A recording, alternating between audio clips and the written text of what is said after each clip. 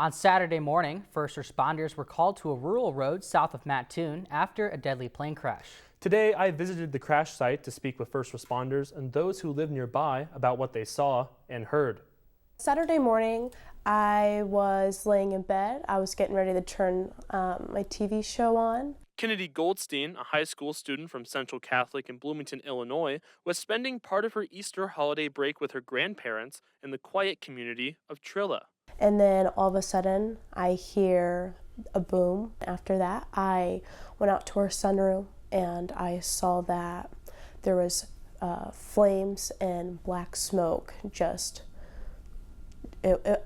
was just huge. The Federal Aviation Administration says a Cessna 180 hit power lines just outside Kennedy's grandparents' house and crashed.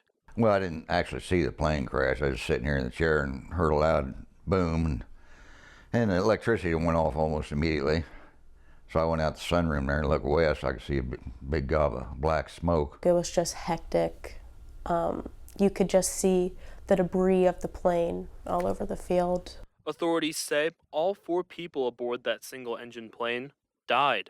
The Illinois State Police say the wreckage of the plane was actually in the roadway behind me here on County Road 1400 North in Trilla, which is 3 miles south of Mattoon in Coles County.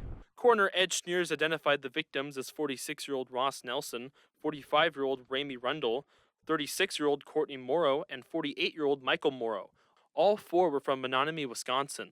Online flight records show the plane, which was owned by Nelson, left from Kentucky around 9:15 Saturday morning, heading north. Coles County Sheriff Kent Martin was among the first responders on scene. When the call originally came out that there was an aircraft down, that's not something that we deal with frequently around here. I've been in law enforcement for a little over 30 years. This was my first one. Sheriff Martin says for calls like this one, first responders have to be ready for any possibility. We knew this is a large area. There's going to be a large perimeter to secure.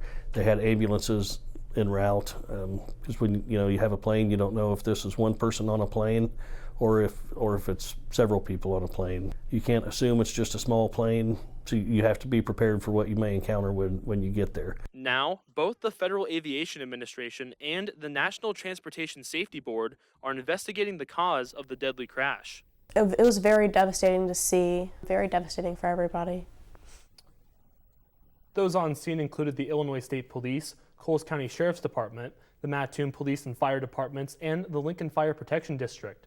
Now, Sheriff Martin explained law enforcement had to keep the area closed down until Sunday night so the National Transportation Safety Board could complete their investigation. The roadway is now back open. The FAA did release a preliminary analysis of the crash, but a final report could take months.